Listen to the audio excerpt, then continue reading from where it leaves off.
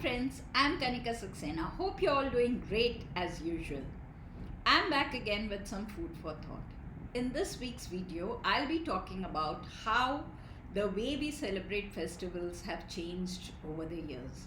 So, most of the important festivals for the year are almost over, and we'll have the festive season will start again in January with Sankranti and the other festivals. So let's see what has changed in so many years. I'm Kanika Saxena and you're watching my channel Food for Thought with Kanika Saxena. If you like the content that's shared on this channel, do subscribe to my channel Food for Thought with Kanika Saxena. Also share the video with your friends so that if they have similar interests, they can also subscribe to this channel. The way we celebrate festivals has undergone a complete transformation. Earlier, the focus was more on things like pujas and rituals. Today, it is slightly different. Among the Hindu festivals, we have different traditions, different things that mark out a festival. For instance, if you look at the dishes that are cooked, there are some typical dishes for specific festivals. For instance, in Makar Sankranti we make Khichdi. For Holi we make Gujiya. So that kind of difference is there. Of course, each festival has a different significance. It's celebrated for different reasons, and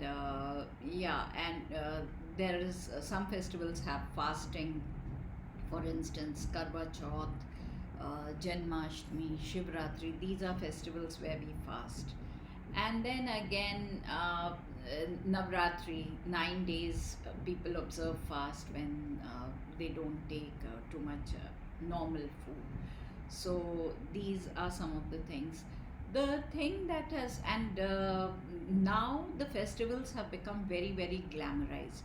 Earlier, we celebrated festivals, families and friends would get together and have fun, and we would have sweets together and enjoy. That time, there was no rush to take pictures and post immediately on Instagram or Facebook. So that was not there. So the focus was on festivals. Earlier, also, the focus was more on the rituals and the pujas associated with the festivals, which has changed drastically in recent times. In recent times, what has happened is the focus of festivals has shifted from puja and ritual to more of, instead of doing how you're doing the puja, whether you're following everything or not, we are more focused on decorating the temple, the home temple, or wherever we are doing the puja. Why? Because those pictures look good on social media. So that is one place where the focus has shifted. In most houses, people either do not have the time or don't have the interest to make the typical food for the festival. So it's available outside, it's ordered from outside. Then another thing that has happened is festivals have become very, very glamorized, which is not a bad thing, and we can thank the likes of Karan Johar and Ekta Kapoor for that. The way they have magnified everything and given them made it so beautiful on the screen that even people who do not follow who do not follow certain rituals or certain festivals, they have started doing it, which is a great thing that you have more people celebrating festivals. But there is a religious divide now which is more prominent than what it was earlier. I still remember the time when I was young. For Diwali, all of us friends would get together and burst crackers, and there were Muslim girls also in our friend circle. So together we used to celebrate, and we did not have all these differences.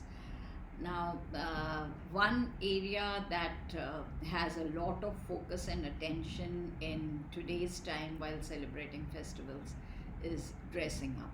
Of course, earlier also, I mean, at least in my family, we've been following this, that for festivals, whether it's Diwali, Dussehra, Holi, major festivals, we wear new clothes.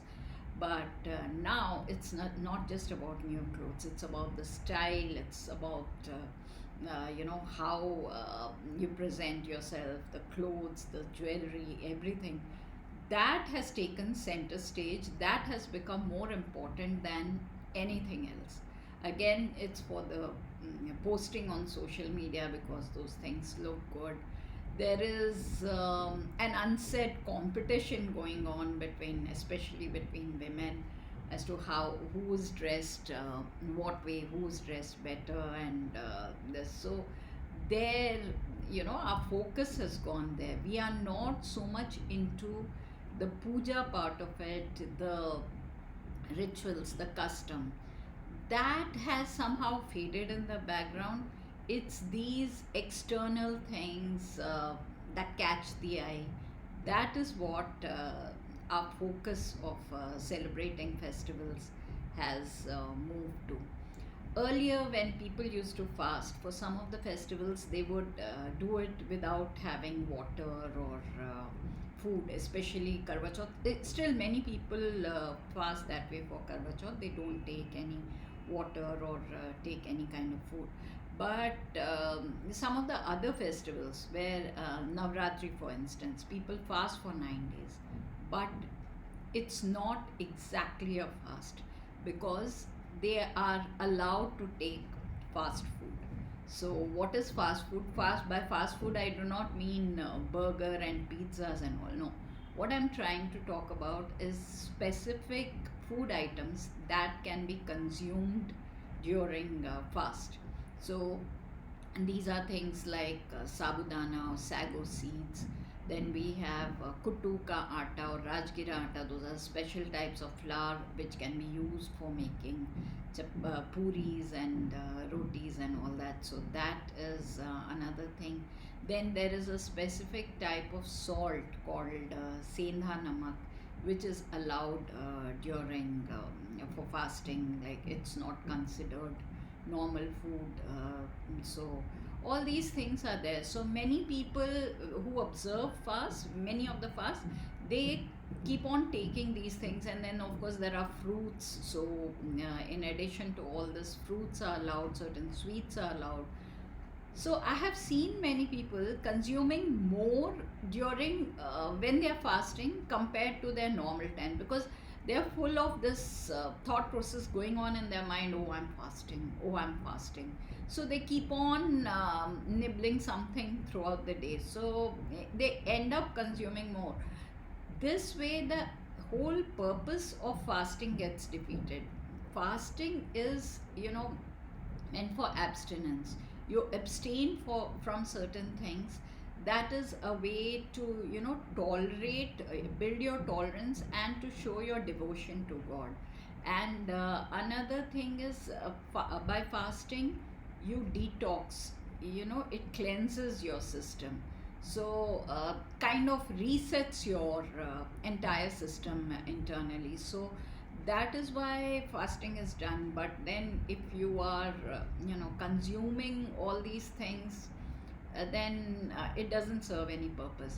Of course, it is tough to fast for 9 days and not have anything, yes. But it's just, what I'm saying is, a limited amount, so that at least you are, what do you say, you are maintaining, in Hindi they say, garima of fasting.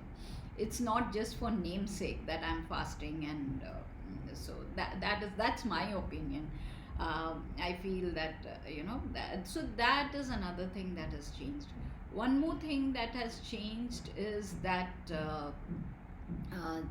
many people, like during festivals, we have holidays, like I'm in Kolkata right now, and over here we have for Dussehra we have some 3-4 days holidays, and even other places When I was in Chandigarh, we used to get more holidays for Diwali. So we have these holidays. So many youngsters, what they do is instead of staying at home and celebrating the festival, they take a vacation and go. So this is another change that has come, that you're more interested in the holiday part of it. You're not interested in actually the festival. So this I feel needs to change. I feel that if we celebrate it according to our tradition, that is the way we can pass it on to the future generations. In my family, my grandmothers, both on paternal and maternal side, I have seen them doing elaborate pujas. It would take hours, and they would do it very detailed. And then the next generation, my mom, she did not do it in such detail. Of course, she did it, but it was not so detailed. Me, the next generation, I was least interested. I was more about studying or reading books and things like that, with not much focus on what's going on. The only part of festival that interested me was wearing nice clothes, bursting crackers if it's Diwali, playing with color if it's Holi, enjoying with friends, having sweets. So it was more of fun. Festivals were more of fun, and of course the holidays that we used to get for festivals, I was not interested. But things changed drastically when I got married.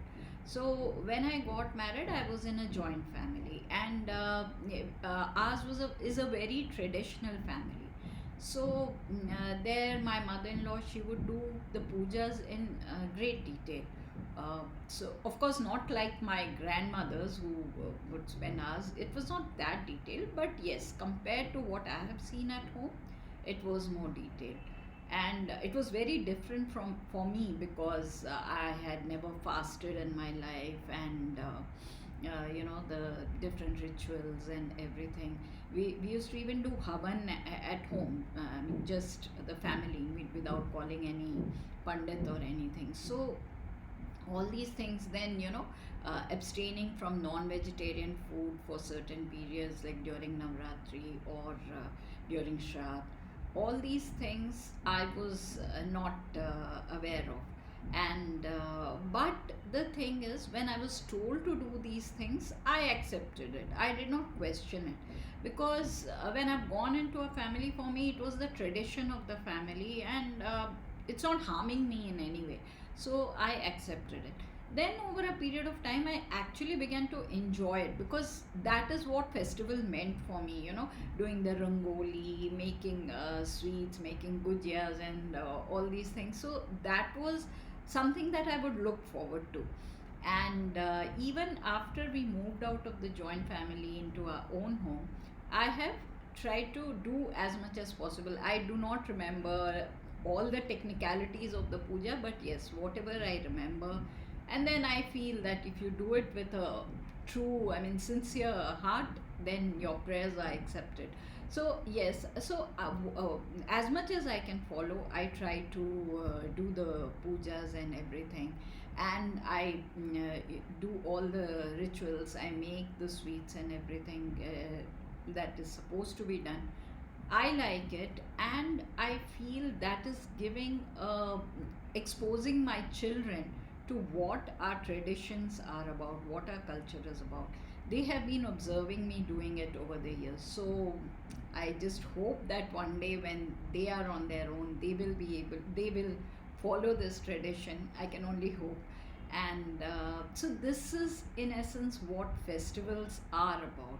They are about our culture, about our traditions. It's a time for family and friends to get together and enjoy together. It's a time for giving, and giving love, giving smiles, and of course, people give gifts. So, this is a very good time for us to relive our customs and traditions, because India is very rich, culturally very rich, and we have to maintain our tradition. It's only when we do it we can pass it on to our future generations. And as India is shining now, our culture, our tradition will shine across the world. Thank you for watching the video till the very end. Do like, share, and subscribe to my channel Food for Thought with Kanika Saxena. Do like my Facebook page, follow me on Instagram. Links are all mentioned in the description below. See you until next week. Bye bye. Thank you once again.